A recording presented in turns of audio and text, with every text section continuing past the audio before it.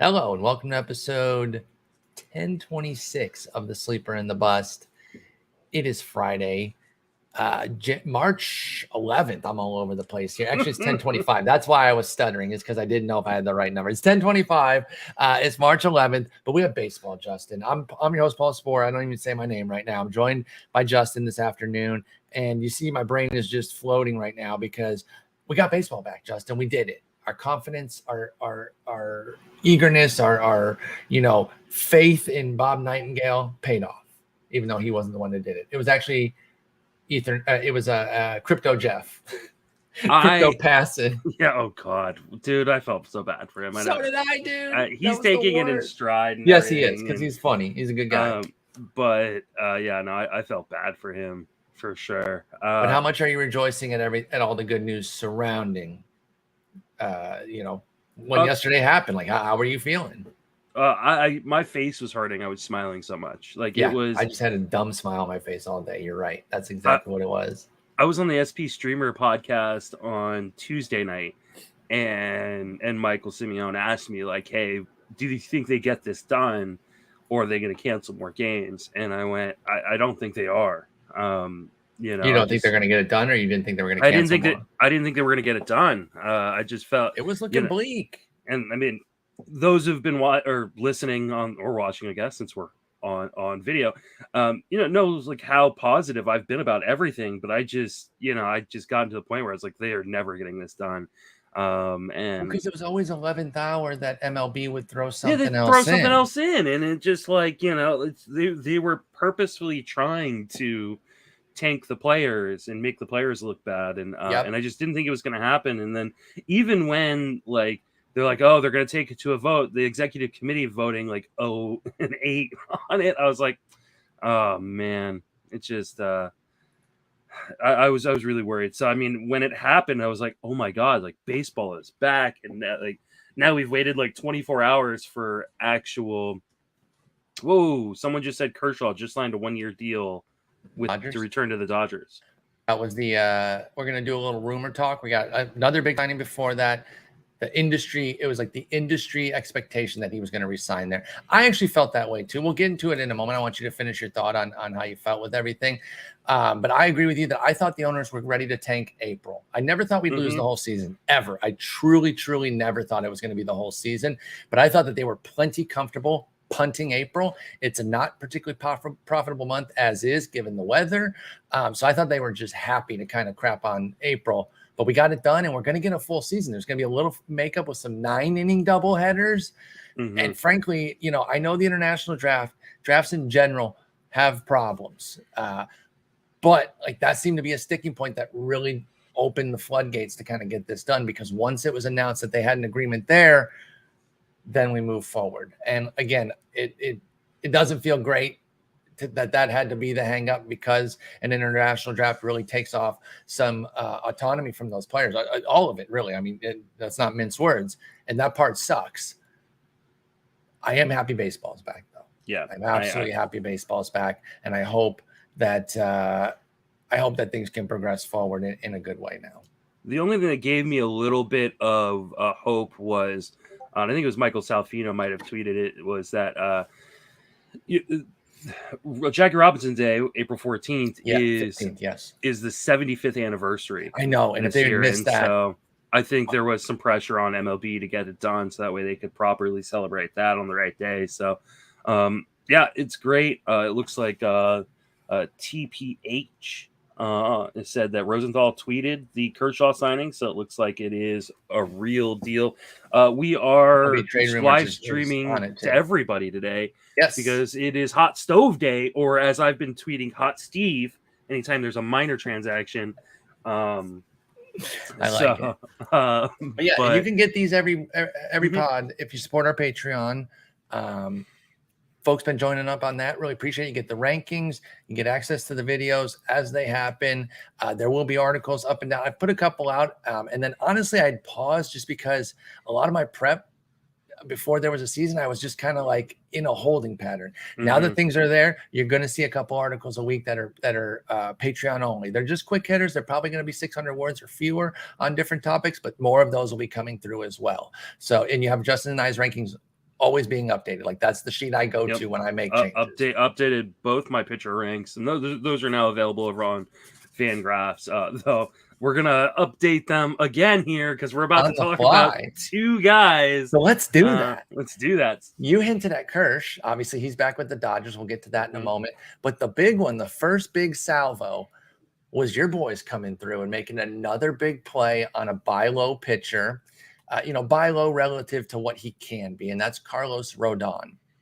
He didn't come free or anything like that. What is it? 2 at 44 was the deal. So $22 million after this year. This year, okay. So if he pops off and has like another major year, they're going to give him another chance to go out and get another. Okay, yeah. So they've made a habit of this, right? They're trying to buy guys that that are good, they have an established level, but that they can bring up to a further level. We saw it with Gausman, Alex Wood last year. Alex Wood is still there. They bring on another Alex and Alex Cobb. Anthony Desclafani was another one last year. And now Carlos Rodon joins the mix. And he had his breakout year last year. It was incredible. It was only 132 innings because the White Sox were managing him and they didn't want to, go everything all at once. But how great was he last year? Like, I can't even begin to describe how strong the season was. I mean, I guess I will. I can with numbers. 35% strikeout rate, 7% walk rate, 6.2 hits. Like nothing missed with him. It's just a matter of health. In fact, the projections love him. I think I talked about this a long time ago, just as an offhanded point, that the bat has the bat has Rodon as like the 8th pitcher. Like just overall. Yeah, I mean, how do you feel as a Giants fan? This is bittersweet. I'm probably the only Giants fan that doesn't love this deal. I would have liked to see them bring back Gausman on a long-term deal. They prefer, I guess, just not to hand out long-term deals, which I understand from a business standpoint. It makes a lot of sense, right? You can never have too much pitching, so I can't say they don't need pitching. Especially because Tyler Beede was kind of scheduled to be their 5, I think. It's a good deal for the Giants. I'm sure I will enjoy it while it is going on. Makes me wonder if this is going to be their only big move, and I'd really like to see a big bat added to that lineup. I think they could still add a bat. And I just worry about his injury history. Understandably, right? It's been ravaged. I mean, you talk about Carlos Rodon, and that's the first thing you think of, unfortunately, because 15 and 16 were relatively foolish years, but even they had some injuries, 139 and 165 respectively, then down to 69, 120, which was 20 starts, but then 34 and 2/3, like nothing in the 2020 season, threw 7 and 2/3 and basically hung it up there. And so then this breakout year kind of came out of nowhere in that he stayed healthy, but all of his skills were able to come through. We've seen bits and pieces of these skills before. It wasn't surprising that he was great. It was just surprising that he got to be fully healthy and beat Carlos Rodon that people have been waiting on forever. He's a former number 3 overall. Mm-hmm.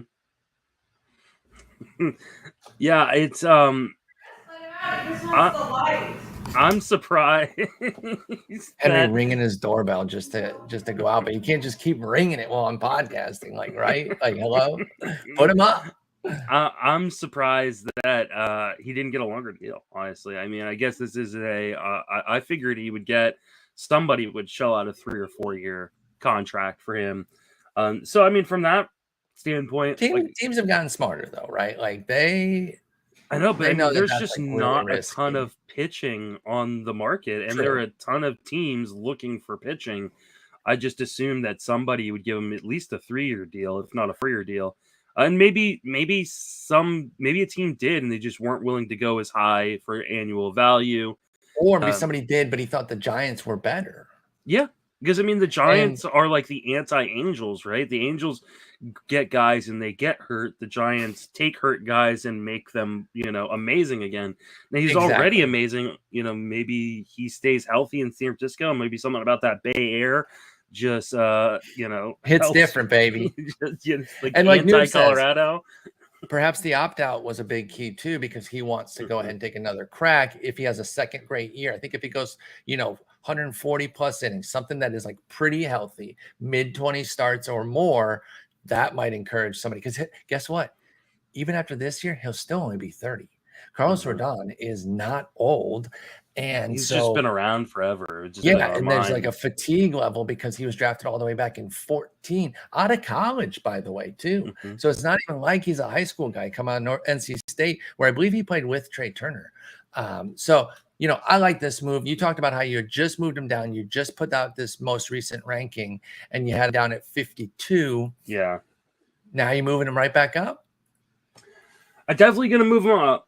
The question is how high, and I don't think it's going to be. I mean, right now he's going in NFBC draft champion leagues. He's going as like the number 40 starting pitcher. So you take out all the relievers out of there, and he's going about the 40th. He's going to be a top 30 starting pitcher according to ADP. Like that's where he's going to start going, especially if not with higher. the San Francisco reputation. Yeah, if not higher than that. There's no way I'm going to get close to that. So he's going to go up. He'll probably move up at least to 45, maybe higher.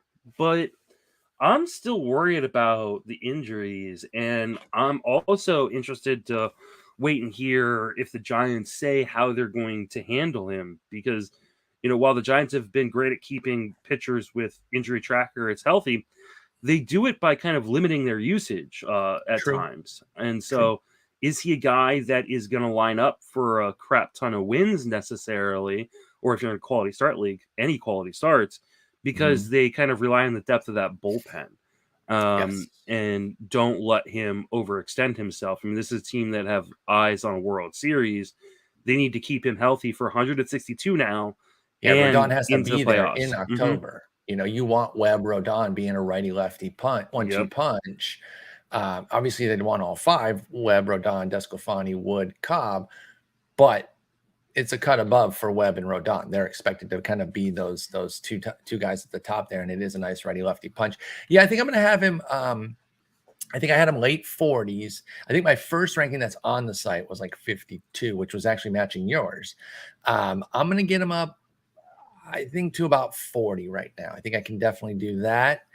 And he's behind. He's right behind. I'm real big on this guy, so it might jar some folks, but I really like this guy. He's right behind Patrick Sandoval for me.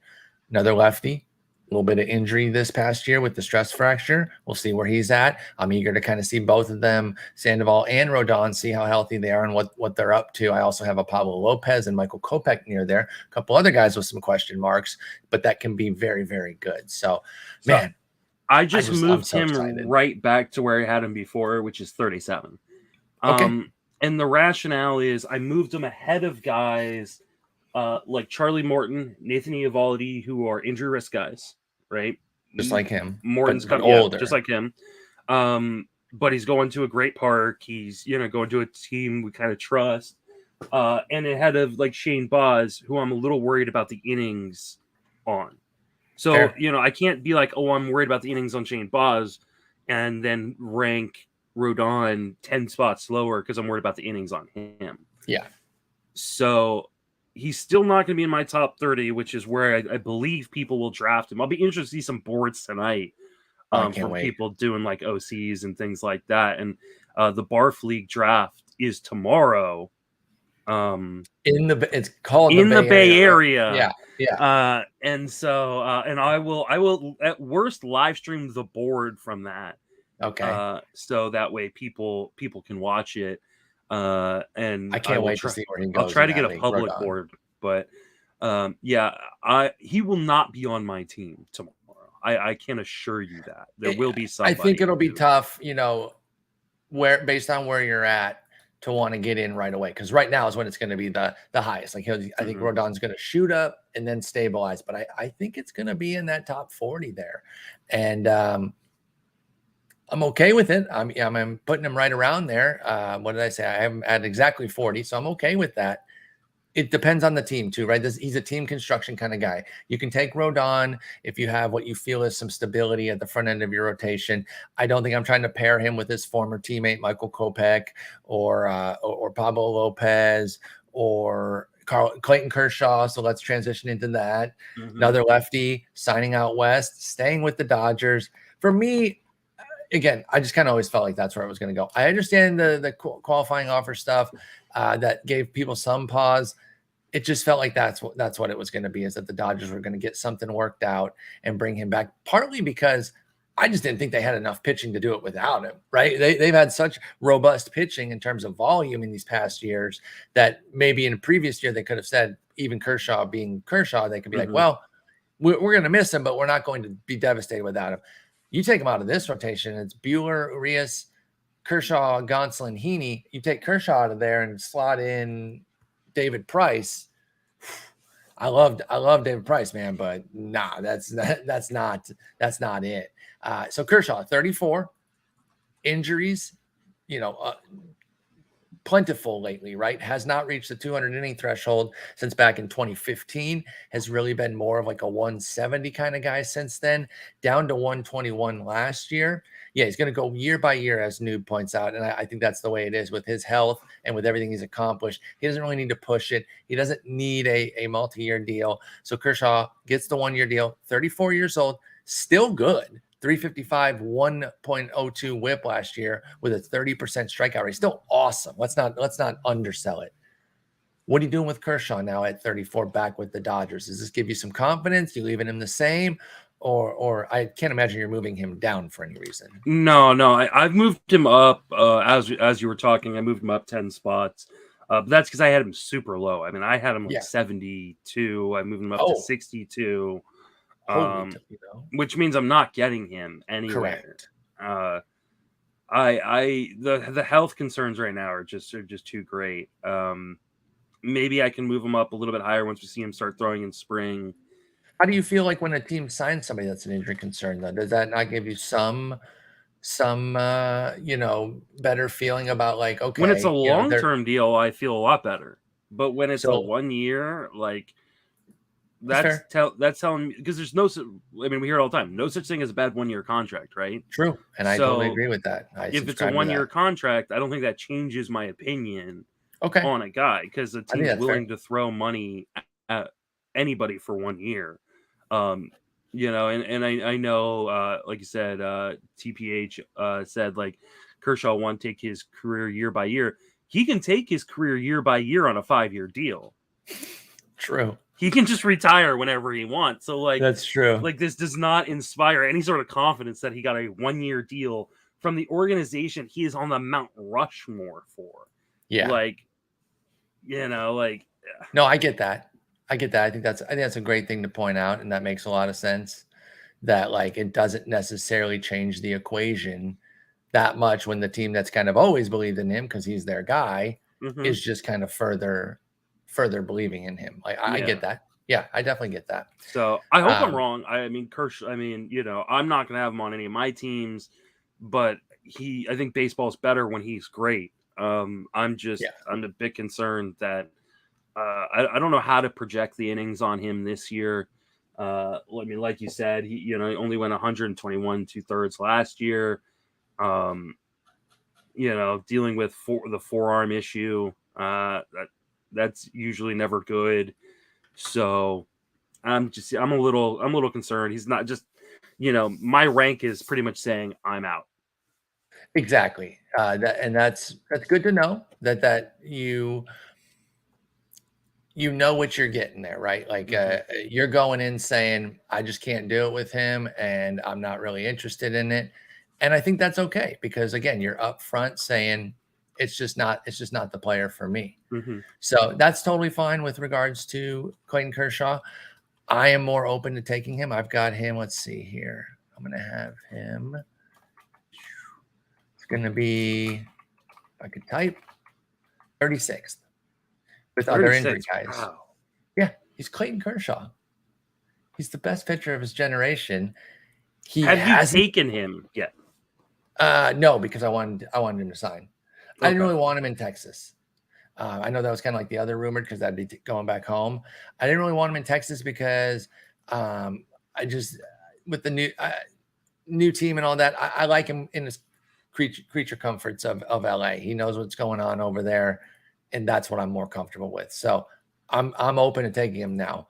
By the way, I wanted to ask you something. You brought up Michael Simeone. Did you see what our dumbasses did, me and Michael? No. So yesterday, yes, I did. You guys set the mins on some amazing young pitchers. We sure did, for different reasons, by the way. Some Michael Simeone fan I am. I love the guy, but I didn't know that his was a negative. He was taking somebody he hated very early. He took Tariq Skubal. He said if a deal gets done today, overall. That's the best part, is that he got the second pick. He said if we get a deal done today, I'll take Tariq Skubal in an NFBC 50 in my first round. And because Skubal has prospect hype and all that, I'm not caught up on pods, so I have not heard all the SP streamer pods. I didn't know this was a negative. Maybe the fact that he put a clip of him giving up a bomb in Pittsburgh should have tipped me off, but I'm stupid. So I was like, oh, I'll jump in. I'll pick Joe Ryan because I love Joe Ryan. And then somebody goes, ah, dang, that sucks that you're out on a twin, but whatever. Like he just kind of pointed out that he thought I was out on him. I was like, wait a minute. These aren't positive players. I thought we were just taking like a pet player very early, to be goofs. And so I was like, well, I still kept it. I was like, I couldn't really think of somebody that I have that much dislike for the way he does Skubal. Kyle Gibson, honestly, that was the right pick. You're right. That was the right pick. Yeah. That absolutely is what it should have been. I will say another person in the draft got in on it. A person with the last name Carlson took Brent Suter at pick 11. So all three of us totally screwed up the draft and the min. So Michael Simeone did this last year. If him and I went up against each other in the baseball pods bracket in the first round, FWFB and SP streamer, and he said if he beat me, he would take Dinelson Lamet in the first round. And I started campaigning for him against myself. And kick my butt. Yeah, I want to see this. And he did, and then he won the league. That's some stud behavior right there. Which again shows you cannot lose your draft in the first round. Who in the industry has been like saying that over the last year or so? Oh yeah, me. I get so tired of hearing about you can't win it, but you can lose it. You can do neither. Yeah. Generally speaking, literally nothing. Neither's going to happen. Lamet in the first round and won the league. And obviously, it's putting an arm behind your back. I'm not saying it's you don't want to start that way. But. Yeah, like we are dumb for doing this. Although I actually hope Skubal burns him and goes crazy, and then burns his take, but makes you, which would actually help him. Yeah, he ends up being like an SP2 this year. Yeah, I would love that. So hopefully he doesn't win the league because I'm in it. I put up my own money, but I went Joe Ryan in the first. I got 12th pick. Obviously, I set I don't know if he left his KDS 1 to whatever, but if I was going to do it, I wanted to try to get a later pick. So I set it 12 to. And that's what he did last year. He took Lamet 12. And then had the 13th pick. It just feels a little bit better. Like it's still not good. Obviously. Yeah, it's still atrocious. But to do it at 2, that had to be so painful. But because like Trey Turner goes 5 in that league because of I know, dude, and great. It's like So yeah, I went Ryan Albies, Nola Semien for my top 4. He went Skubal. And then he realized he needs pitching because his pitching sucks if he hates Skubal, and went Wheeler, Hader, Lindor right after that. So he went Lindor, Mondesi, Altuve, Castellanos for his top 4 hitters. And it's a 12. So if you're ever going to pull it off, a 12 is definitely the right place to do it. I don't think it'd be smart, even as a goof, to do it in a 15. Then you're kind of really burning the money because it's just so much harder. I think we could both overcome it. And even Carlson as well with his Brent Suter. I think any of the three of us could truly overcome this. Like you said, he's already done it with the Lamet thing, but it was really funny, and I like that he did that.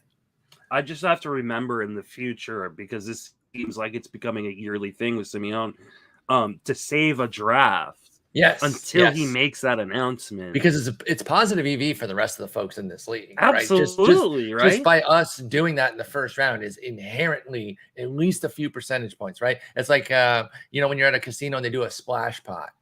They put that extra money in that free $100. Like we basically put in a little extra value for everybody else in that league by taking Skubal, Suter, and Ryan in the first round like dumbasses. I'm sure it bothers some people, but I'm fine with it. I think it's fun. I don't think anybody of the other 9 people were upset. No. Like, they're not bothered by it. But I could see people like on the outside. It's an FBC 50. I don't care. There's That's what I'm saying. barely an overall. Like That's what I'm saying. If the overall ends up coming out of that league, Who cares? oh well, Who cares? sorry. We're goofing and gaffing. We're not, but it's also not collusion. Like, No. we're not doing it so somebody can win. We're doing it for content and to be funny. So anyway, but that was great. I love that Michael did that, and I wanted to be part of it. I'm sorry I misread, and I saw you put Gibson, and honestly, I should have just done that. That's my only regret on it, is that was the right pick for me, was to take Gibson, since we were doing players that we don't love. But I do love Kyle Gibson because he sent that very nice. He did a wonderful cameo that you got me, and he just was a really genuine dude. And so, no matter how much I does a lot of charity route, I could never truly hate on him. If anybody was ever really, he would not talk trash to you on that, even though I told him to. Like, yeah, he just anybody came sideways at him, I'd have to be like, nah, you can't do that, because he just seems like a genuinely nice guy. And so, anyway. Any other rumors that you're seeing right now? We're not going to go too crazy on this one. Not a rumor, but a piece of news we don't have on the rundown. Ranger Suarez likely not ready for opening day because of a visa issue. That something sucks. I'd not thought about prior.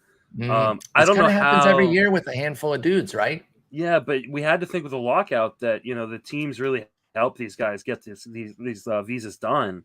Yes. I moved him down. I think you have because to. of it. I had him in inside of my top 50. I have him at 56 now. Okay. He's if he's not gonna be ready for opening day, that definitely hurts. We don't know how long. I mean, I think it'll hurt him less than it would another guy, because we saw how quickly he could stretch out last year. So this shouldn't crush him in terms of, but just got to know that, hey, he may miss a few weeks of the season, or maybe even the first month, as he's, getting in shape, getting stretched out, and hopefully these visa issues don't linger any longer than that. But definitely have to take off probably 3 to 4 starts off of his projection. No, I think that's absolutely correct there. That with Ranger Suarez, you can't just take him at face value right now, or else you're asking to kind of lose out. So stay monitored on that for sure. It could change quickly, and we've seen it before. Like I said, this kind of happens with shocking regularity, that somebody ends up dealing with it in a given year, but it can be resolved sometimes quickly, and sometimes it ends up not really being anything. But as it stands right now, I agree that Ranger Suarez should be pushed down a little bit. I think we've talked about him in the past, and you mentioned where you had him, but what is your general feeling on him? I know that there's been the talk about. Yeah, I do too, and I know the talk about he had an easy schedule, and all that. But man, I don't know. I think that is just kind of ignoring how great he was. Like, he doesn't get. Yeah. I don't feel like we do that a lot for players every year, and I feel like he's just kind of being cherry picked to be like, oh, well, look at his schedule. It's like, okay, look at the skills and the velocity that he kept moving from a reliever to a starter, and doing it in that short period of time. Like, you would expect things to fall apart for him, for his walk rate to rise, for his home run rate. I know it was an easy schedule, but he can only pitch against who he's scheduled to pitch against. That's what I'm saying too. He doesn't get to be well, I want a tougher opponent this week. No, and nobody. Go ahead. I'm sorry. Oh, I just think it's ridiculous that that's the only basis that people I don't really see a whole lot in the profile that tells me if we thought he was going to repeat what he did in a small sample last year, we'd be taking him as a top 20 pitcher. We're not. And that's the thing. Nobody's saying that he's a sub-2 ERA guy. Yeah. In fact, I'm fine with a high 3s and a great whip, because I think it'll come with a great whip and decent enough strikeouts. And what you pointed out about how he ramped up and showed, he had 3 6-inning outings at the end there. He was getting in the groove and wasn't just a 5-and-dive or a 4-inning type of guy. So I don't know. I really like Ranger Suarez. I think he showed a lot of skill, and I understand that he beat up an easier schedule. Okay. It just doesn't really faze me. I feel like we're kind of cherry picking a little bit there. He had a complete game towards the end of the season. That's right. He had and finished with a 7-inning shutout at Miami. The schedule was great for him. He only faced, but he was their closer. and he transitioned back to starting and was like throwing shutties. Like, so yeah. I mean, I'm in on him. Yeah, he also like pretty much blanked the Rays. Like, like he had a good team in there too. It wasn't like it was only that. I also know that it's relief work for Ranger Suarez, but if you do look at like the plus 500 teams versus the sub 500 teams, like he was fine against good teams. It was only 32 innings because that's all he got, but he had a 1.11 ERA and a .93 WHIP. Against sub 500 teams, it was 74 innings with a 147 and a 103. So I just thought he was great. I think he's got some good stuff. He doesn't really have he has 2 fastballs and a changeup, and I get that wanting a breaking ball and all that. But again, I'm not asking him to be what he was last year. I like Ranger Suarez. I hope he gets the visa issues figured out. Now, before we get into third base, any other rumors of note that are standing out to you? You can say no if there aren't any. I know a bunch are flying all over the place. I'm just wondering where you stand and if any of the early ones have drawn some attention from Pujols to the Rockies, dude. To the Rockies, like, of course. There's 3 teams, right? That he's apparently interested in. The Rockies are the front runner, and of course they would figure out a way to block someone of young talent on that team. Like Connor Joe doesn't get the start because they're going to bring in Pujols to be the everyday DH. And Justin, if that happens, I swear to God, it's going to happen. Like it is the most Rockies move ever. And it'll be amazing. It'll just they re-sign Cron, they bring in Pujols, and someone in that outfield is going to lose time because they're going to have to move Tapia or whoever was going to. It might be Tapia though, because it'd be somebody who it'd be a lefty. I don't think it's going to be Blackman. I just saw the Cubs sign Andrelton Simmons, and Noob put that in the chat as well. That's not really moving the needle for me right now, but that is another sign. They appear to interesting be though, because where's Horner play now? Utility, because he's not that good. I mean, it's not like Andrelton Simmons is anymore. He is a defense. Hasn't his defense slipped a little? I feel like from the the highest level possible. I mean, sure, it probably has, but back to the Rockies, like back to the Rockies possibly signing Charlie Blackman was projected to be their DH. If they sign Pujols, he's gonna have to DH. Charlie Blackman goes back into the outfield, and which hurts everything. Yeah, either Sam Hilliard, Connor Joe, or Tapia loses playing time. It'll probably be Hilliard and Tapia. No, it can't be Joe because he's a righty. He's a righty. No. It doesn't matter. I'm banning it. I know it doesn't. I'm banning it. I'm put because it'll be the one that people are most excited about. Of course, and that's absolutely Connor Joe. No, you're right, but I'm angry, so I'm going to deny your correctness I've gotten Connor Joe on a number of teams. It would suck for me. They don't know what they're doing, dude. They're so dumb, and it is so annoying. How amazing is it that he still has 3 suitors at this point in his career? Well, legendary player, so he does bring something to like the clubhouse and all that. He's revered, and if they feel like if you're trying to improve your culture, he can do that day one. And he dominated against lefties last year. Now it's rare that usually short side platoon DH only types aren't in high demand, but when they're inner circle Hall of Famers, they get a little bit of extra juice. I mean, he was 294, 336, 603 with 13 homers against lefties last year. I mean, that's a star level player. So, good for him. And I love Pujols, but you're busting me up here by trying to take my boy Connor Joe's spot. I mean, I don't want it, but I mean, watching Pujols try to beat a grounder in Coors will be hilarious. Oh, that'll be hilarious. Yeah. No, I'm with you. I'm not saying you're busting it up. I'm saying Pujols is busting up my boy Joe because you're right. Like you're frighteningly right on this one, and it drives me nuts. I did see that Carlos Correa's latest market. They didn't really have a whole lot concrete. And I think it takes off they had talked about Cubs. I think the Simmons deal kills that, right? Mm-hmm. So I don't think they're really going to do anything. I will say, by the way, their other big signing, with Stroman, and they have Hendricks as well, and they have a lot of like finesse guys. Simmons makes some good sense as long as the defense is there and as long as those 5G waves aren't eating up his brain. Andrelton Simmons is a 5G truther for those that don't know. I did not know that. Oh, yes, he posted some shit on his. Yeah, I told you like a year or so ago because like it's old, but it was like Anyway, no real impact. Mike Curlin just tweeted out that literally got a text from my good friend of his telling me Conforto's wife was in a picture with Zach Wheeler's wife on Instagram.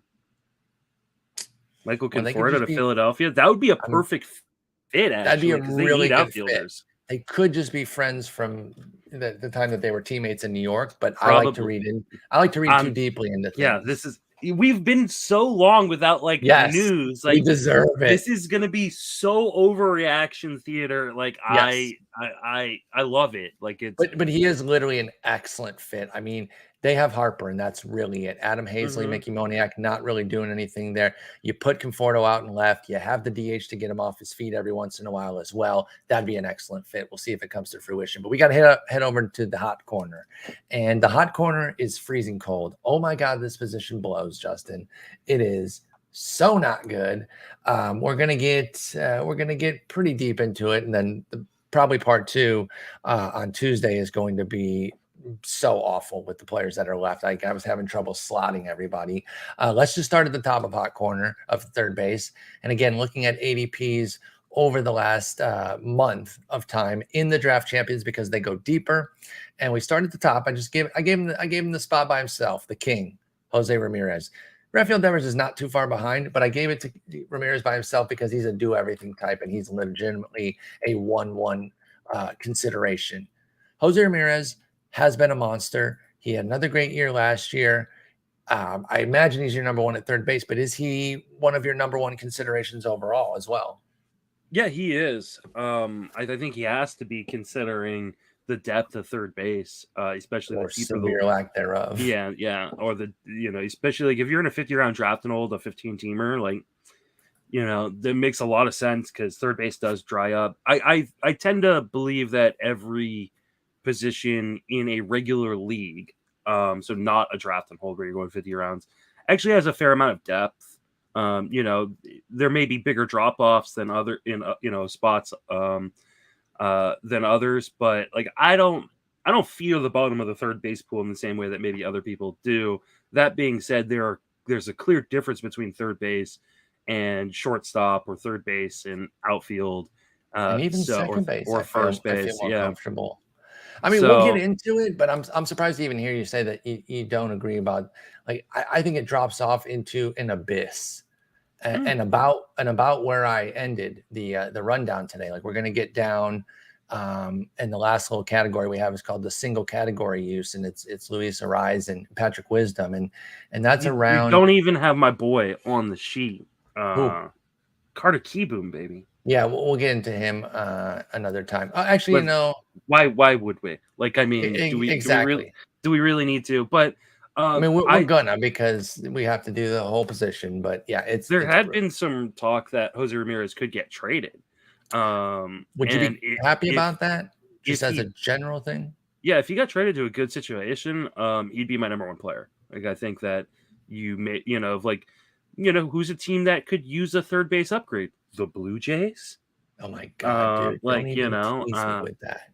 So like if he got, he went 100 last year with the Guardians, 103 ribbies, 111 runs. Like, oh my God, if he goes on, if Jose Ramirez gets on a good offense, dude, are you kidding me? Yeah, he's my number 2 player behind Turner, but I think there is a lot of reasons to say that he should be number 1. Yep. And so I agree with both of those points. I'm completely happy to get him second in a draft, or if he falls, I've gotten him third in a draft before.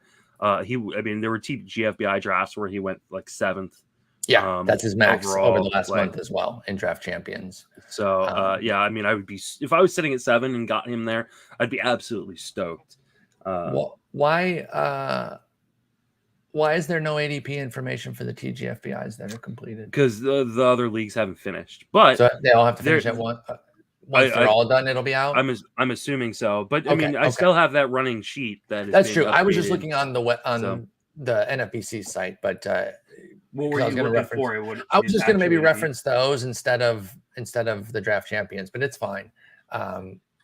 You can casually reference them as if you see somebody like stand out, because I'll keep referencing the draft champions ones. His ADP is for Ramirez 3.58 for Ramirez, min pick of 1, max pick 7. So that's actually damn near dead on with the draft champions. 3.56 is his ADP, 1 and 7 min. I just can't imagine him falling to 7 in a draft. Like, I mean, I'm sure it's happened, but. Do you think some dumbasses like took Tariq Skubal or something to like? You know what? Where did he go in your draft? He went. That's a wonderful question.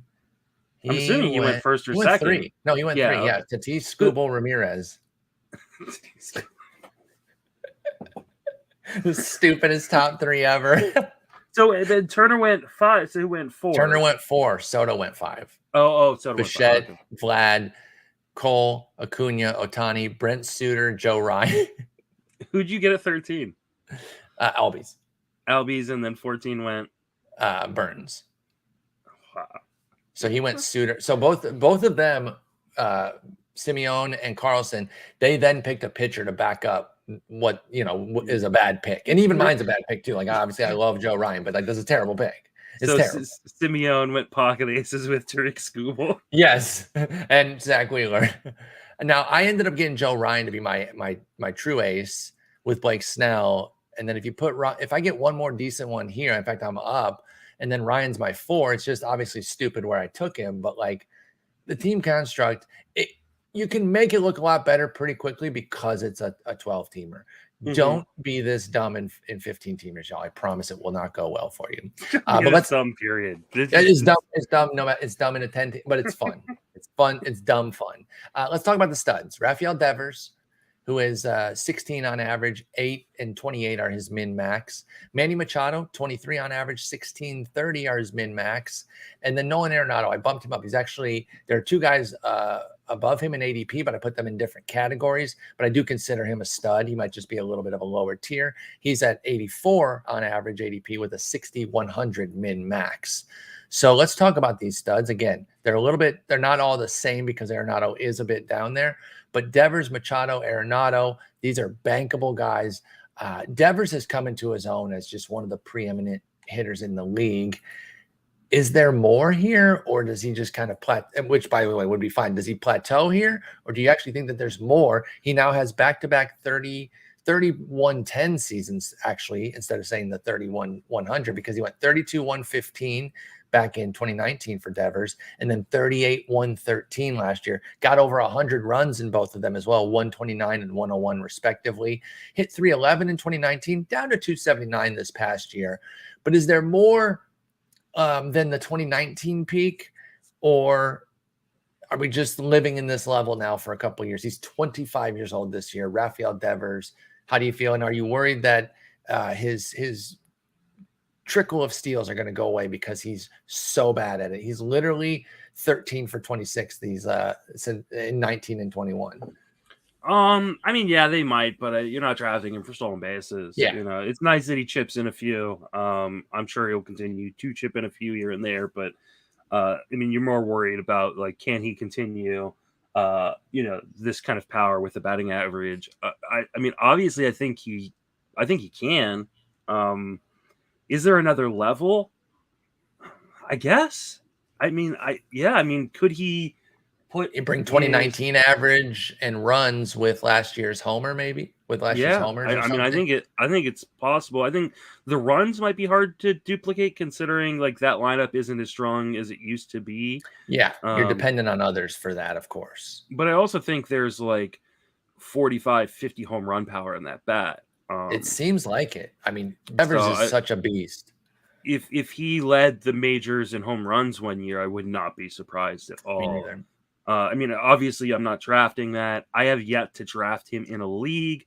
I'm usually. Is it because of the lack of speed, or just you're doing something else? Normally, a pitcher in that round, in the second, third round area. Yeah, I mean, he's usually going like beginning of second, end of first. And if I'm back there, typically I'm grabbing like an Albies and then a pitcher. Okay. So I mean, I am drafting from the 12th spot tomorrow, so he would Oh, yeah. definitely be in play in the second round for me. He's not going to be in play in the first round. So there's a chance. It seems really unlikely because unless Burns or Cole falls to me at 12, I'm going hitter in the first round. And Dalton Del Don's in this league. No, he's going to be pitcher heavy, right? Toby Batflip Crazy is in this league. He can go. And drafting pitcher. 14. So like Eno's in this league. Like the chances that those guys make it to me. That's a badass league, by the way. It is, and we just made a trade earlier today that will go into effect for next year, trading away Matty Davis, who is moving to Chicago. Right. He's going to the Midwest. Glarf, in exchange for Derek Van Riper.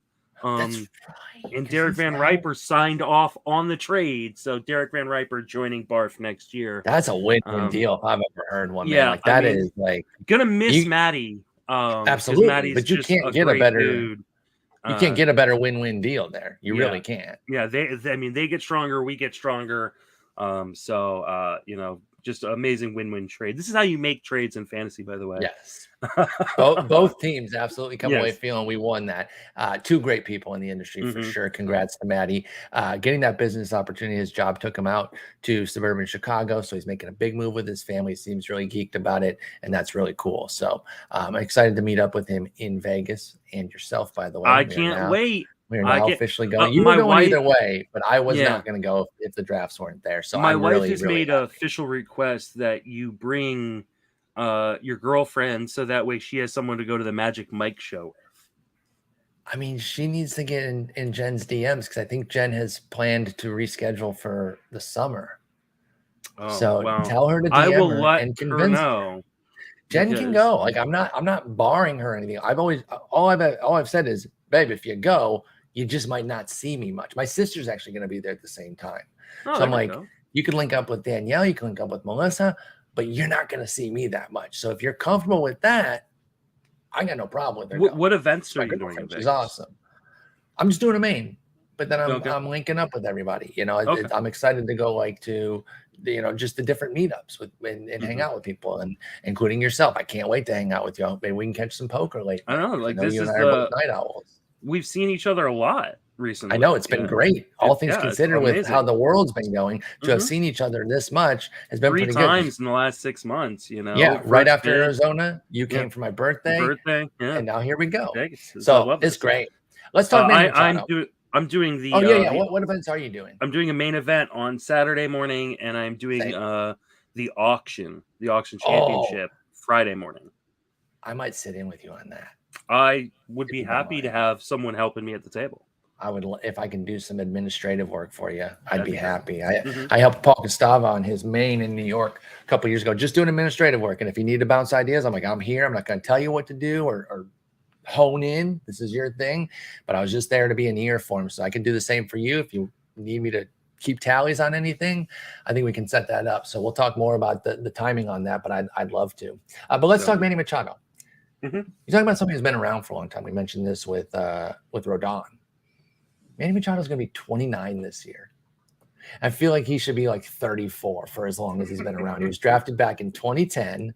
He's been around for a minute. He has a decade under his belt, and he's going to be 29. And this is he was one of the first wave of what we're seeing a lot more often now is guys that come up in their teens or at 20 so that they become free agents in their mid-20s instead of close to their age 30 season or in their late 20s. So he's just on a different level. Obviously, he's with San Diego now, going into his 4th year with them. A really strong 28 homer, 106 ribby, 12 steal, 92 run, 278 season.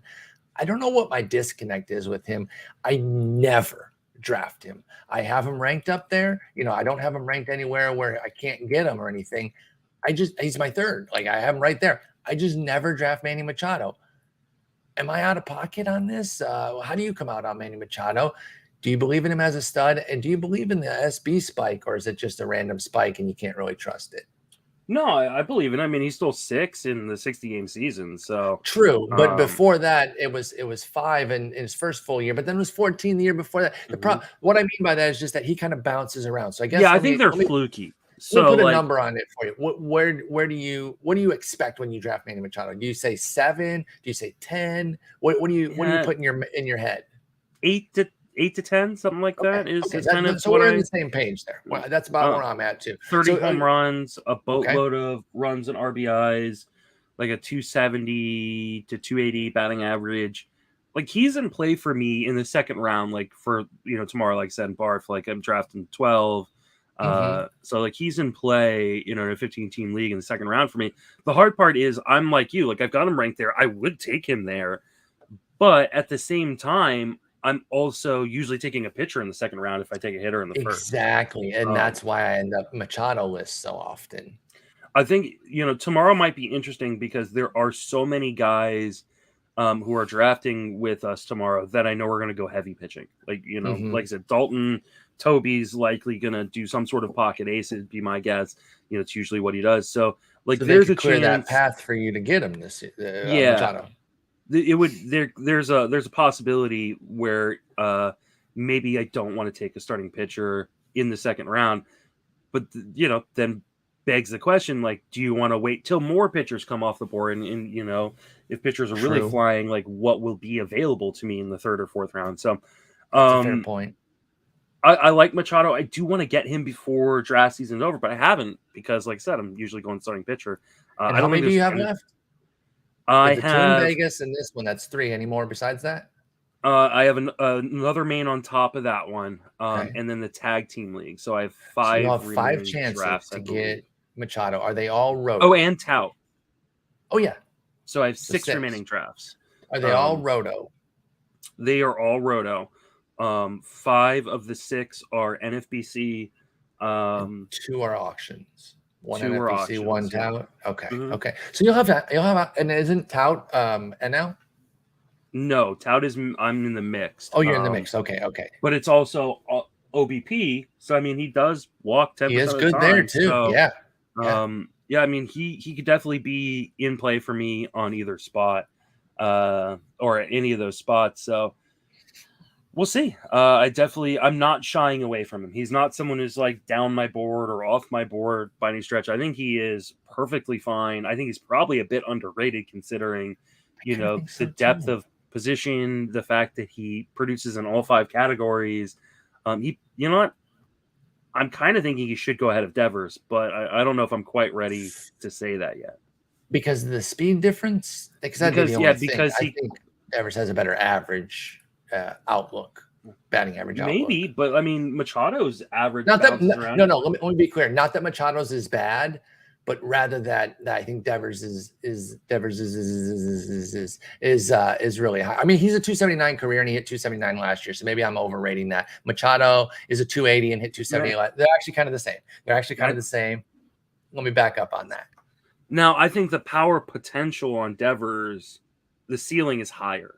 Like like I said, I legitimately think Devers could probably hit 50.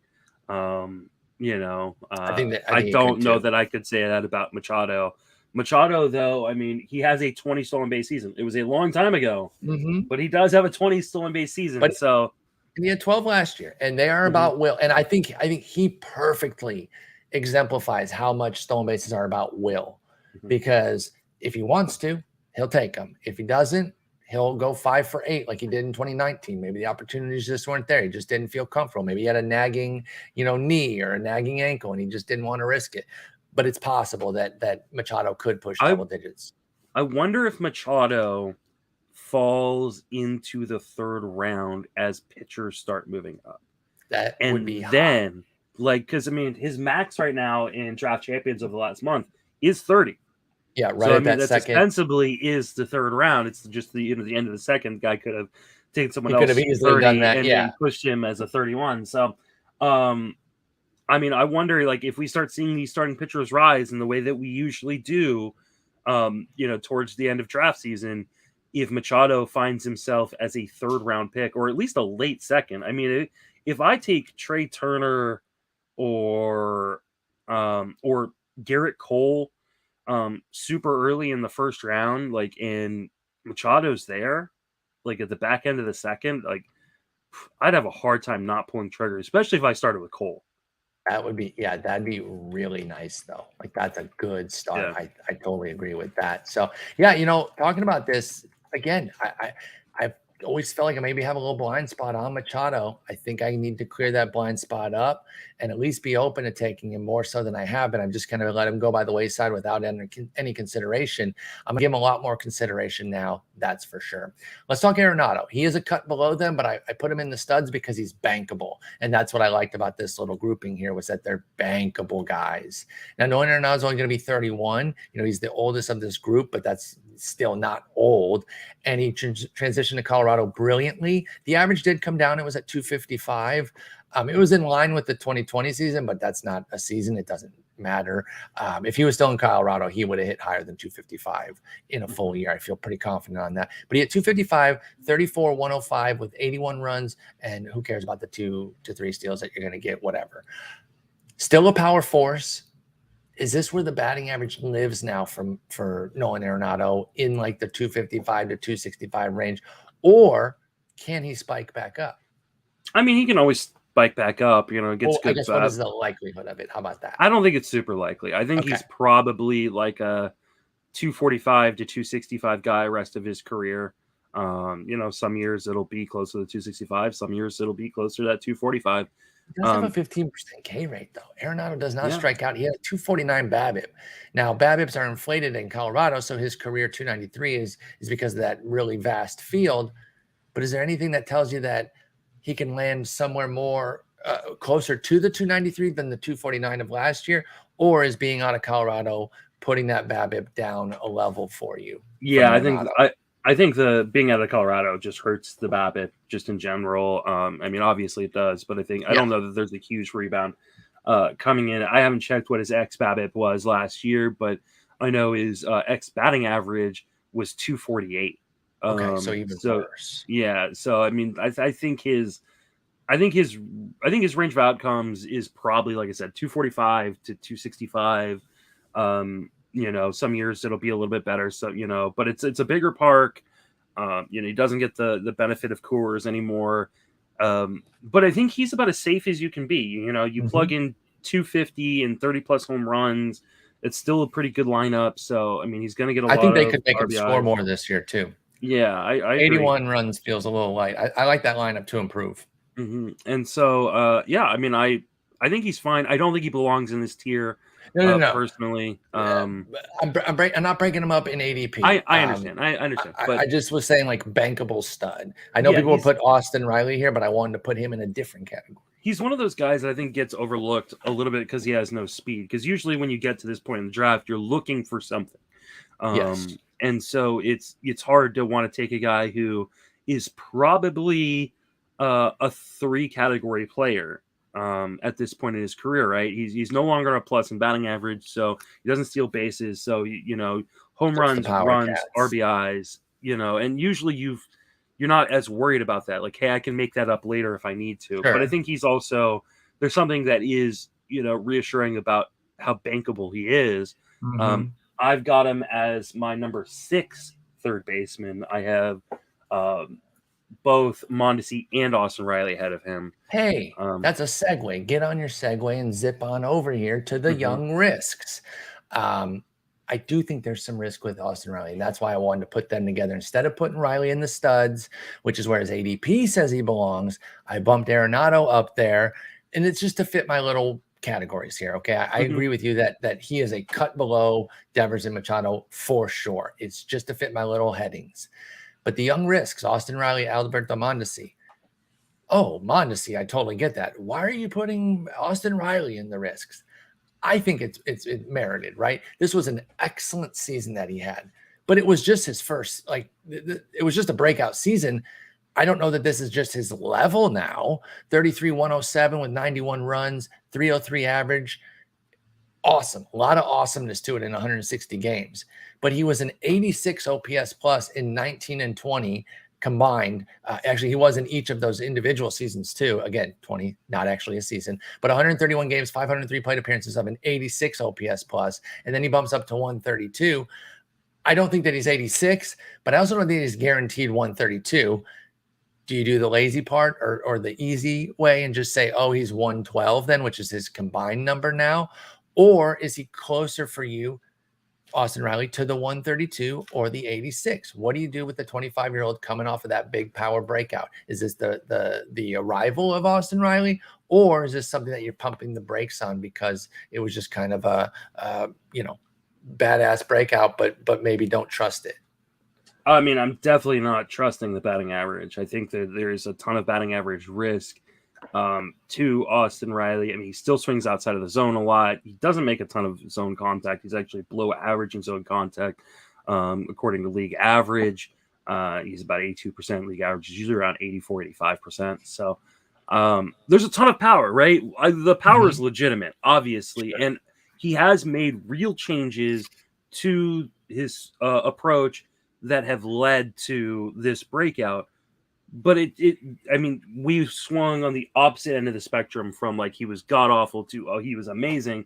The truth is somewhere in the middle. I don't think there is that much difference between him and Arenado. And so I will likely pass on Riley every time to get Arenado a few rounds 20 later. picks later. Yeah. Riley's going 61 with a 33.86 min max, and Mondesi's going 50 on average with a 36.73 min max. And then Arenado, to re-reference that, 84th ADP. So you're definitely getting him cheaper. Now he's older, but I agree with you. I think that I see them very similarly, Arenado and Riley. So I'm not taking Riley where he's going, and I think he's been a bit overdrafted. He probably has trust.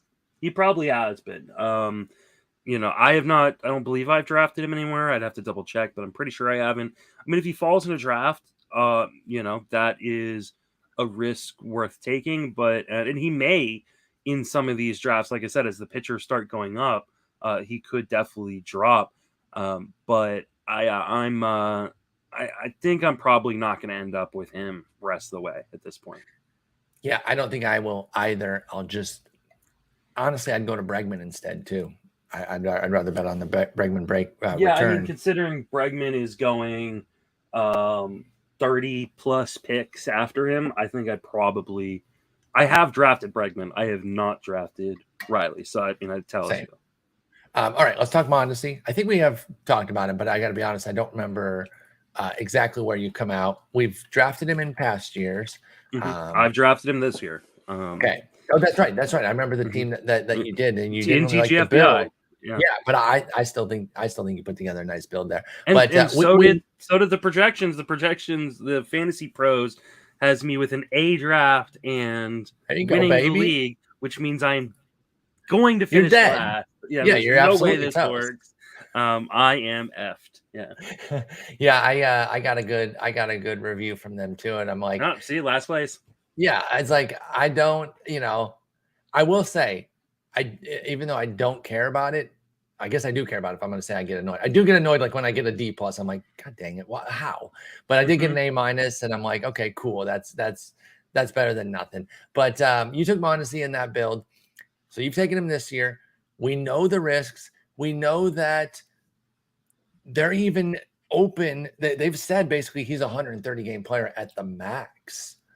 So with that knowledge, does that make you more comfortable that, like, hey, now you kind of live in an area where you know that there's going to be like load management, right? He's almost like baseball's Kawhi Leonard. Like they're going to give him nights off even when he's healthy, it seems, just to try to keep him fully healthy. But at 26, we know what he can do. We know how game-changing it can be. Remember his September in 2020, that was winning leagues left and right.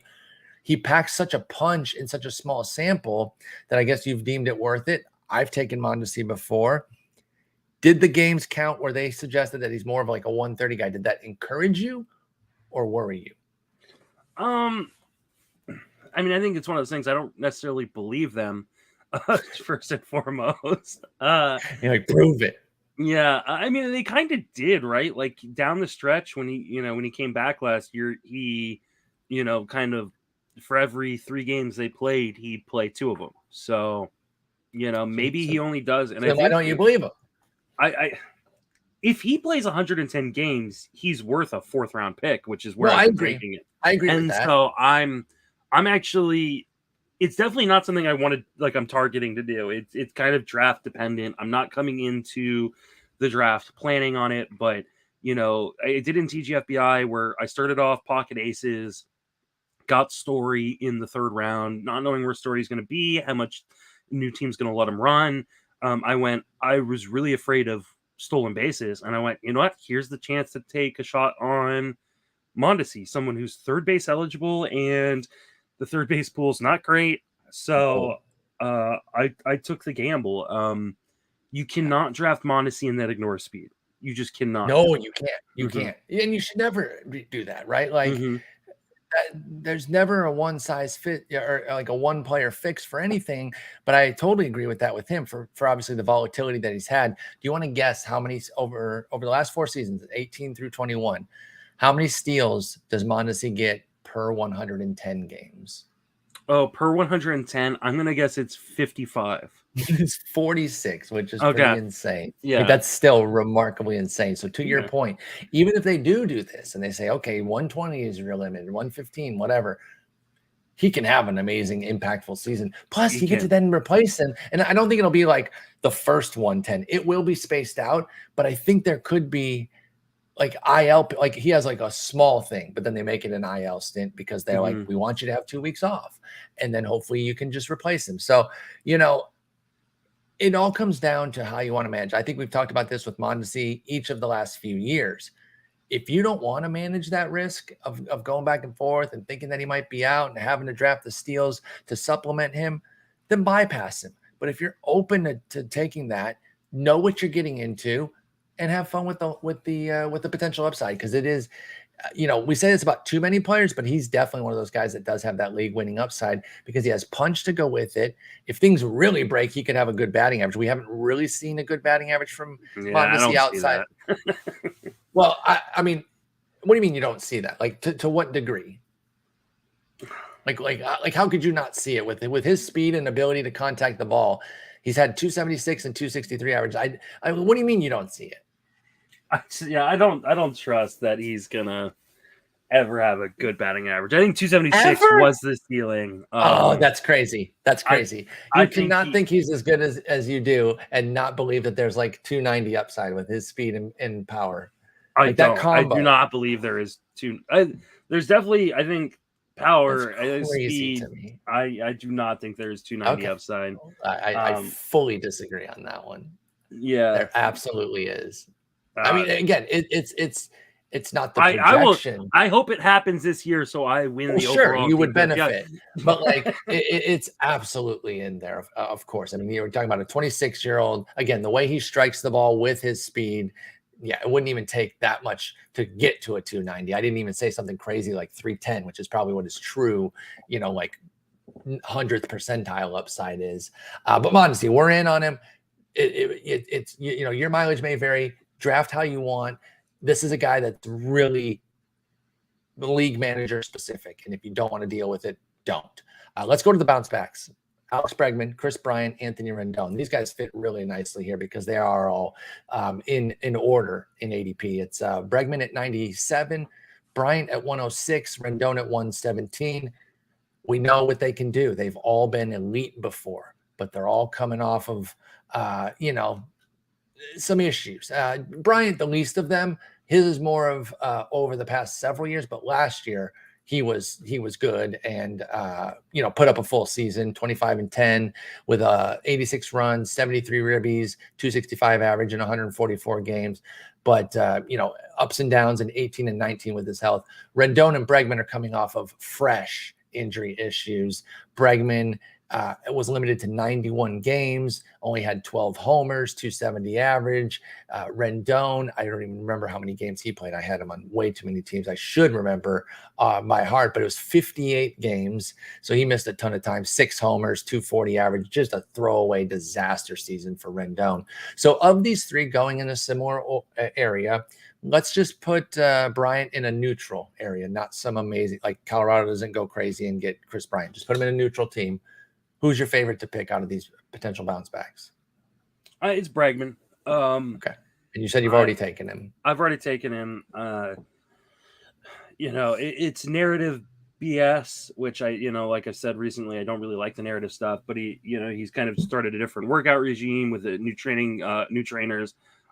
Focus on trying to get him flexible and stay healthy. Isn't it worse to just dismiss those things as opposed out of hand, as opposed to try to see which one? I think we've gone too far. We talk about how the hate's gone too far on things. I think the anti-narrative takes to just dismiss all that, I think that's too far. I think that's almost worse than I just don't know that how you quantify any of it. For some reason, I believe that one a little bit more than I believe other ones this year. And I think it's case by case. I think that's part of the problem. And that's why people want to dismiss it. It's like, if you can't quantify something, it's just dismissed. And I don't think that's they don't want to do the work of having to just think about it and be like, well, how's this tracking? Okay. Does a new workout regime help him? For Bregman specifically, he's putting videos out there. You can do the legwork and see what he's looking like. Now, I don't have the skill to analyze swings and all that, so I don't think I'm the one to go out and be like, oh, I've been watching his YouTube videos and his swing looks a little off to me. But there are people that have that skill, and the stuff is out there because he's one of those guys that puts all of his stuff on YouTube and does the vlogging and all that. So I don't know. That's less of a diss on you and more of a general I think dismissing all narratives out of hand is lazy. Yeah, I think that's fair. So I just think that he has a better chance to bounce back. Bryant looked really, really lost last year once he got to particularly with y'all. Yeah. What salvaged his season once he stole 6 bases? Because he was still able to walk. But only had 6 home runs. After the trade. He was okay with I don't want to overrate it on a negative end. He was a 113 OPS plus, but it was kind of ho-hum. Yeah, right? You have to wonder too, how much of leaving an area in a park you're so used to really affects you. Because he just looked like he was struggling. I don't even know he just looked frustrated. And I watched every single game he played from the moment he got traded. So, and I'm faded it. I don't know where he's going to end up. Obviously, if he ended up in a place like Colorado, which had been rumored at one point, it would change it massively for me. But I don't think he ends up there. I think their big move is post. Just insane. Shut up. So. I don't know what they're doing, but I just don't have a good feeling about Bryant. And sometimes it just comes down to, and I've said this a few times, if you don't like a player, even if it's for a silly reason, just fade him. You don't need to talk yourself into players you don't like. Bryant's a guy I don't like. And especially in terms of drafting them, because again, and then if Bryant doesn't do well and you took him just because of the ADP value, you're going to kick yourself. Yeah, exactly. You're I knew it. I was it. And this is sometimes your gut is wrong, but you're also saying with that gut feel that you're okay to lose. If he does pop off for another 3,100 with a 300 average, you're that's fine. I didn't see it, so I didn't want it. You're not going to lose a league because you fade a guy. Exactly. You could lose a league because or at least hurt yourself. Yeah, because you took too many guys. Hey, this guy's going past. I did this in my main event, in one of my main events last year, where I took Gallen because he was going so late. I took Charlie Blackmon because I wasn't in on these guys. I didn't, I should have passed them for guys I was in on. Had I done that, I would have, may not have won that main event, but I would have definitely cashed. If I had taken Cedric Mullins instead of Charlie Blackmon, if I had taken I think it was Pablo Lopez instead of Gallen, I would have done better in those leagues and potentially put myself in a position to cash when I instead finish I think 5th in that league. So just don't take guys you don't want to take just because they're going past ADP.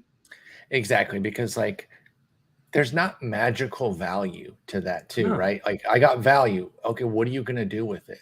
You're going to what you're doing is falling into groupthink, and you're going, just going off the ADP.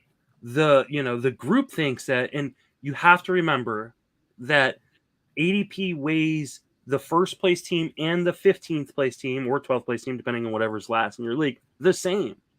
There's as many losing teams as winning teams in that ADP. And really, there are a lot more losing teams, right? Because only top 3 get paid in most leagues, right? True. So if you're in a 12-team league, it means 9 teams that aren't going to catch are weighted in the ADP. Yeah, no, I think that's a great call out there. Hard turn here, or not hard turn, actually kind of a soft pivot before we go into the next group of they already discussed DJ LeMahieu, Luis Urias, Ryan McMahon, Eduardo Escobar. Again, we're only doing these. It's like a second chance if you want to say anything, third chance for some of them. Any of these guys, any new info, anything you want to share on them, or do you want to move on to the next star? Okay, before we get to the next stars, did you see this latest from a few hours ago on Max Muncy? I have not. From Fabian Ardaya. Max Muncy will be ready for opening day, according to Dave Roberts. I still don't 3 weeks. Okay, that's my question. Still, I know you've got him very low. It's not going to change where I have him wrong. I am not drafting Max Muncy. He might be ready for opening day, and he also might just make a big cut on opening day and completely tear the rest of his UCL or before then. And I don't want that risk on my team. Okay, that's fair. If he falls to me, like I said, I think in the 25th round of a league. You just said don't do that. Oh, 25th. Okay, something silly. In the 25th round of a league, something silly. Yeah. Someplace where I'm like, okay, if he gets hurt, I just drop him. Yeah, sure, I thought you were just saying the thing that we just said not to do. Like, no. 2 rounds after ADP, I'll just take him. It's but there's what's his ADP right now? What's Muncy? Do you have Muncy's ADP? Let me go to second base because he's not in third base anymore. Muncy is 174, the 21st second baseman. That just for comps, that would put him at third base. That would put him in between Justin Turner, his teammate, and Matt Chapman at 16. If we weaseled him into third base there, he doesn't qualify this year. So 174 would put him in the 12th round of a 15-teamer, and in the 15th round of a 12-teamer. So he would need to drop 10 plus rounds in order for me to draft him. Okay, that's fair. Again, I thought you were just saying that you were going to do the 2 round. I got some value. No. So you're fully out. I said in my, I put him in the first base and second base. I put him in the comments and I said, I'm kind of playing it safe until I see something in spring. Still playing things cautiously until whatever we get for spring training starts. I want to believe in this, but I don't know, man. It's still nerve-wracking. I know you're fully out, so you're going to agree on the side of play it cautiously. I want to love Max Muncy because he's a G. I know you've been in on him love Max day Muncy. one. I know, but it's just hard. Honestly, I don't want to invite it onto my team either. I think I'll continue to pass on him. I really will.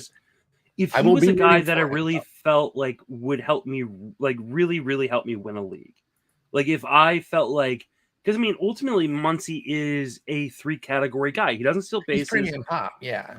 He's not going to have a good average. Mm-hmm. A 3-category guy with that kind of risk? No thanks. At 31, you can find that. You can find that. You can find that in the elders. And he no longer has third base eligibility, right? Yeah, exactly. And he's not going to get that back in season. You wouldn't think so. I don't think he is going to. Why would you put him across the diamond with an elbow issue? Is it his throwing arm? No, I don't believe it's okay. Well, but either way, I don't think that he's because I think it's Justin Turner's job, obviously. And they have Edwin Rios coming back. And Edwin Rios. So I don't think Muncy gets over there at all. I agree with you. All right, next group, the next stars with a question mark, because I don't know if they are, but you're going to help me figure out if they are. And that's going to be Brian Hayes, at 131 on average with a 103 min, 168 max. Yohan Moncada at 159 with a 138 min, 193 max. And then I jumped Jeimer Candelario up here. Again, he is a couple tiers below these guys in terms of ADP at 214 with a 179 min and a 250 max. But he's one of the third guy in here, and he's youngish, and I've seen some real buzz on him. Some folks love them some Candelario this year, so I squeezed him in here at age 28. Cabrian is the youngest for sure. because even Moncada is 27 now. You know, he's kind of advancing into his 20s. Hey, age 27 breakout, baby. Oh, automatic. It's automatic. Once you turn 27, you are blessed with baseball talent. Ke'Bryan Hayes, it didn't really go well last year, coming off of that 95 plate appearance, a little cup of coffee in 2020. I'm not jumping out at all. Where I really think he wins that I think is a bit underrated for Ke'Bryan Hayes is his speed. I think he has like premium. I mean, he has premium speed, and if he bats lead off and they let him go, I think he can double up those 9 stolen bases that we saw last year. So even if the power isn't ready to really come out to play fully, and he's more of a teens homer, if I'm getting like 14, 18 with a 280 average, I love that. And I think that that's possible. That's not the projection, but I think that's very possible for Ke'Bryan Hayes. I've been in on drafting the 25-year-old. How do you feel with him? I love Ke'Bryan Hayes, but it seems like every draft I'm in, somebody loves him more. Okay. I have him on one team in 9 drafts. Okay, so yeah, you have not been getting him too much then. Yeah, I mean, I do. I want to believe. I also start to, when I start having these conversations, I think it's a really interesting pairing with him and Moncada, because I think part of my issues with Moncada is I don't know what Yoan Moncada is in fantasy baseball.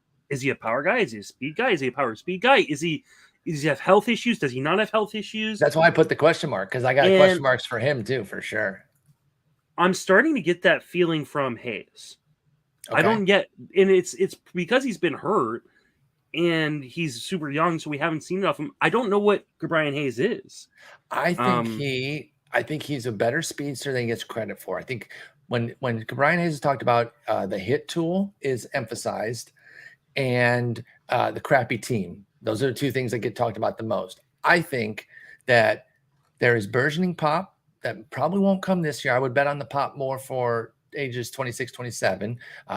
Magic 27. He's going to hit 30 homers that year no matter what. Young people don't know what we're talking about, the age 27 breakout thing. Yeah, for those who don't know, there used to be this trope in which you would see articles written by every single fantasy analyst that age 27 was the year you came into your power, right? Because it was it was supposed to be the beginning of the prime, or the second year of the prime, like 26 to 32 was like the prime. And stolen bases were plentiful, so power was the thing you were always searching for extra. Yes. Right. And so there's all these articles always about who's turning 27 and why does that mean they were going to break out this year. The ADPs would rise on the 27-year-old simply because they were 27. Yeah, they were turning 27 that year. And so, people would go crazy. Which means get Moncada this year because he's a god. We need a list of all these old tropes that have. We really do. We really do. I want to write like maybe one year. See, last year was the year. Oh, this year. Could this year be the year too? Because April Fool's Day has been.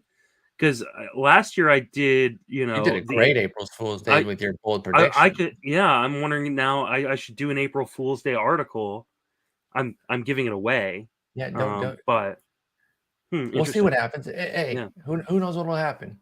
It's a Friday. It could be a fun day. Today's a Friday, but so is April 1st.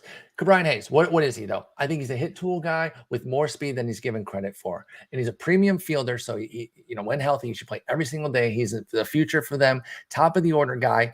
Don't bet on the power this year. In fact, plan for something maybe to be in the lower teens. But again, I really think that speed could push. I know he's only projected for low double digits, 10, 11, 12. But I really think he could be in the 18 to 22 range with his speed that he has, especially if they kind of let him go. And I mean, he had 27 back in 2017.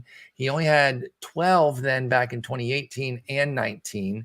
But his success rates are always really strong too. He was 9 for 10 last year. I really like Ke'Bryan Hayes. And I think if healthy, I'm getting 13 homers, 18 steals, 280 average, and then decent runs and ribbies because he's going to be at the top of the lineup. I'd be happy with that. I mean, I've got him ranked in a spot where I wonder if I should move him in front of Rendon. We didn't even talk about Rendon. Oh yeah, we did skip Rendon. That's my fault. Let's go back to him real quick. Yeah, let's because I have them 10. I have Rendon 10, Cabrian 11, and I'm wondering if the same and thing. that's where I have him too. Okay, I'm so really Rendon. worried about Anthony Rendon. Yes, and we are president and vice president of the fan. Like we've been on the Rendon. I train was for taking him in the years. 3rd, 4th round last year and feeling like I was stealing. I was, the theft had been occurred. Mhm. But I'm, there's question marks on whether he's going to be ready for opening day. He's a guy who has struggled with injuries off and on throughout his career, dating back to the reason he didn't go first overall the year he was drafted was because of injury concerns. Mhm. I'm just there's no speed. I'm unsure about what the batting average was going to look like. The power was sapped because of Down to a injuries. 143 ISO in the 58 games So that what Rendon did play. I'm doing it. I'm moving Cabrian Hayes above Rendon. I'm in on that. Let's do it together. Let's Thelma and Louise this. Right off the cliff we go. I mean, the talent is still there. Once you show a skill, you own it, right? The old Ron Chandler saying. So, Yeah. Could he rebound and return to being the guy he's been? Give me 32 batting average with 30 home runs. Absolutely. Yeah. I'm not going to draft that though. I just don't. He's not going to end up on any of my teams this year because I'm just too scared he's not going to play enough. He's 32. The injuries are piling up. I wonder if it's not just better to take Justin Turner, who also has injury concerns. He is and who older. I have ranked above both those guys. Hey, I respect that because I don't, and I might need to. I have Justin Turner ranked 9th. Listen, he's going to be 37, but the dude is never bad. Like you can talk about his playing. He's going to miss time too, but he's going to be really last good. Year. He spiked a full season last year, 151. And with a DH, they can help protect him a little bit, give him extra days off, where he doesn't have to play the field. Yeah, I've Justin Turner as a top 10 third baseman. Yeah. I don't think I blame you there, and I think I might be inching him up. But we got a couple other guys here in the next stars. You talked about Moncada. We don't really know what's going on. How do you feel about Candelario? I'm a Tigers fan. I've liked him since we got him. I felt like he was a solid guy who can be part of the next good team. Not a centerpiece, but somebody who's good. He's like a doubles hitter. So his value isn't always in fantasy, more so than real life. He hit 42 doubles, which led baseball last year. But 16 homers, 67 ribs, 75 runs, 271 average. Like really solid. Not breaking, not doing anything crazy anywhere, not breaking in the record books in fantasy, and not costing you a whole lot either. Do you like him as a solid CI, or can he be your starting third baseman? I think he can be your starter. I think he is an example of why I'm not as worried about the third base depth as other people, especially if you're playing in a 12-team league. But even in a 15, like I would be fine with Candelario as my third baseman. I also think we too often go, I don't want him as my third baseman, but I want him as a CI. Like, what's the difference? Like, that's fair. It's just the position. But you're right. I mean, who cares if your third base is weak, but your UT is strong? Like, it really doesn't matter to me. I love Candelario's contact ability. I think there is at some point going to be a breakout. I just don't know if it's this year or not. But like, I think he has all the right things, kind of lining up for a guy like Candelario, with good max exit velocity, good xwOBAs, good batting average. I think he could. Like is he a 40 home run hitter? No. But can he hit 25? Yeah, with a good batting average, I think he can. That's what I'm saying. If he goes like 280, and 25. That Tigers offense wasn't bad. Yeah, it wasn't bad last year, and it's getting better now. Yep. You're adding Baez, a full year of Badu, and then Green and Torque. Yeah, I think I really like Candelario. I think he's kind of sneaky. Yeah, I think so too. And I did include him here on purpose. Again, he goes much later than Hayes and Moncada, but I put him under the quote unquote next stars question mark because I do think he's been getting some buzz. And I like the buzz. I'm intrigued. Obviously, I'm a Tigers fan, but we've seen 19 homers back in 2018. It came with a 224 average. And we're like, well, where's the average? Because he was supposed to be a batting average guy. I think he's kind of worked his way through things to figure it out. He's 28, but he's not ancient.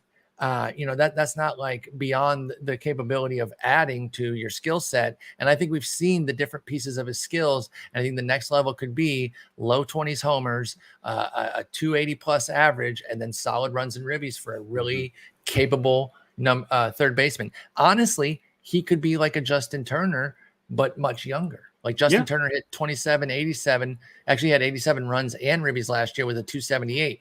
Candelario could do that. Now, the 27 is pretty high. That would be 11 more homers, but it's not out of the realm of possibilities. And so that's why I like Jeimer Candelario.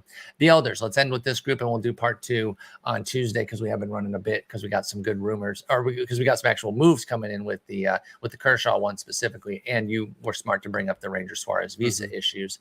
So the elders, Justin Turner, Josh Donaldson, and Evan Longoria. Justin Turner's down at the 15th third baseman. That's ageism all day at 161 ADP with a 127 min, 188 max. Josh Donaldson's at 201, 166, 231 max. Also ageism, but also health. There's a mix there for both those guys. But if they were 5 years younger, even with the same health profile, I think people would be a lot more into them. And then Longo is even later than that at 337, 281, 382 min max. But he was excellent last year. So I just put him in with the other two because they're all three crusty old dudes. Justin Turner, you mentioned he's a top 10 guy for you. So you're high on him because the market is not taking him there. Have you wound up with him in leagues then? Absolutely. Yeah. I mean, he's, I think among the, I guess maybe not as much as I thought, but I have got him in 2 leagues. Okay. So I thought at least it wasn't 0 after you thought, you know, I have him 8th actually. I feel like I've gotten him more than that, but apparently not. I love Turner a lot. It could be what's available when he comes up and you're taking something else. Even though you like him higher, you might still be taking something else in that draft. And I think too, like there are people who feel the same way as me. Like they're I mean, I got him 8. Like I said, I'm right there with you. Yeah, I think there are people who will be willing to jump him just because they feel really, really confident in what he provides. I like Donaldson too. He's another guy I've ended up with a few times. Or at least one time, as I check my shares list.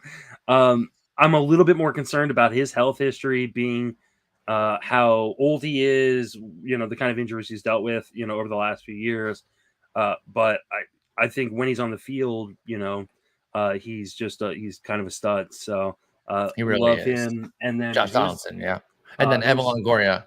Longoria, I think same type of thing actually. Like it's just to a greater degree. Like how much is he going to stay on the field? I think he's one of the few Giants who really probably doesn't platoon very much. His defense is still healthy. Yeah, his defense is still great at third base. The problem is because his defense is so great at third base, I don't think he gets a lot of DH time. Maybe the occasional spell at DH. Yeah, but I think they want his defense on the field, which tends to sometimes get him hurt. So I think he's best suited for kind of 50-round draft and holds, where you're going to put 3 or 4 third basemen on your roster. Yeah. You can't. The problem is you can't pair these guys together, right? Because there is a realistic, scenario in which both of them get hurt at the same time, and now you have to drop one. I was going to say 80 games apiece, but overlapping issues, and then you're not being able to play either of Turner, Donaldson, or Longoria. So I prefer to pair one of these guys with like a Candelario, right? Hey, these guys are sexy, but they're risky because of the health. But I can pair it with a Candelario who's probably not as sexy, but he's not as risky because he's been healthy. So, yep, I think that's a great way to play it. And I'm in lockstep with you on Turner, Donaldson, and Longoria, so I'm not just going to repeat it in a different way. I think they're all valuable. They go at 3 different levels too, so you can wait on them. But I agree, don't be putting multiple of them on your same team because of how old they are and the fact that they can hurt you. We're going to go ahead and cut it here at third base. I did leave a couple decent groups, but after the 3 that are on this sheet, the rest is so bad. But we will talk about your boy Carter Keyboom. You can sell people because he is completely forgotten, but it does really dry up at a certain point here. I mean, we're going to have some repeat guys that you might want to say some things about, but I don't know, man. You're going to have to help me wade through this if you think there's some goodness there. I like the next group that we'll talk about first on Tuesday, hopefully with a bunch of moves before we talk about third baseman.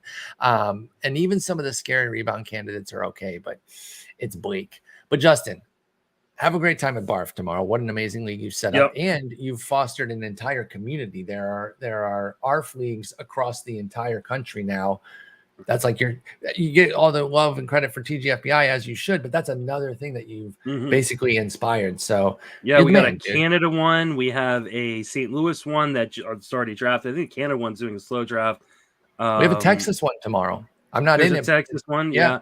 It's happening.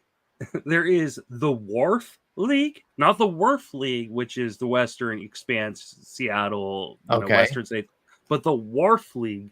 Do you want to guess what that stands for? What letter is it? W-A or W-I? W-H-A-R-F. Oh, like wharf. Yeah. Like wharf. You'll never get it. Okay, I'll even give you the area. It is the southeastern United States. No, I'm not. Something with a W in the southeast? A W-H. Yeah, tell me. I don't know. The Waffle House area Roto Fantasy League. That's so good. That's really, really funny. It's amazing. That's incredible. Yeah, I couldn't. I'm going to a concert tomorrow. My sister bought me concert tickets for Christmas that I kind of forgotten about. So then they scheduled the draft. I'd originally said I was available. I was signing off on this weekend, and then when they said on it, I was like, I actually can't go because I'll be out of town. I'm headed over to Houston. So good luck with it. Hopefully we got tons of moves to talk about on Tuesday. I'd be so surprised if we didn't. There's almost no chance that we don't. I think a lot of these big names are at least wrapped up through the weekend. Like I think Freddie Freeman and Correa and Story get signed this weekend. I totally agree. There is a question in the chat from Matthew Williams. How much does Rodon's ADP jump? And we did talk about it a bit earlier, so you can get it on the recorded episode. But I do want to point out to a tweet that Vlad Sedler put out at RotoGut. It said that since February 1st in 22 drafts in the RotoWire Online Championship, Rodon was at ADP of 121 with a min of 85 and a max of 170. He expects to see him climb into the 60 to 75 overall range with Webb, Freed, and Musgrove over this weekend. That would make him a top 17 to 25 starting pitcher. And then to go back to what I told you earlier, the bat, it's the bat for pitchers. They don't have bat X for pitchers yet. 6th pitcher overall. And now that he has a team and it's San Francisco, do you think people start to draft him more in accordance of what Vlad is saying? Do you think it can reach that high? Oh, I absolutely do. Like, I absolutely think it's going to reach that high. It will not be on any of my teams, but somebody this weekend probably will pop him as a top 20 starter. Yeah, I think tonight and over the weekend is when Rodon, and we're recording this on 3/11. Amber is the color of your energy. We'll definitely draft him. They will definitely be drafted. Did you hear the pitcher list most recent on the Corner podcast? No, not yet. Because it's episode 311. Oh, perfect. I will actually, you know what? I'll listen to it right now after the show here. Alex Fast, I don't know if he's going to hear. I'm sure he'll hear this at some point. Just absolutely is amazing throughout the entire episode. That's all I'm going to say. Go listen to it. I can't wait. Yeah. All right, Justin, great talking with you. Thanks everyone who joined us yesterday. Yesterday's future pitcher list. Speaking of Noob, Tim Sawyer, and Matthew Williams that we saw in the chat. Everyone, if you want to watch these all the time, sign up for the Patreon. It should be available, and we'll have all sorts of other stuff. Justin, have an awesome weekend. Good luck in Barf. I'll talk to you on Tuesday. You can also sign up for TGFBI satellites through the weekend. I'm going to close them down pretty soon because the season's going to start and they're slow drafts. So if you want to get in TGFBI, this is the last weekend to sign up. There you go, baby. Peace. Take it easy.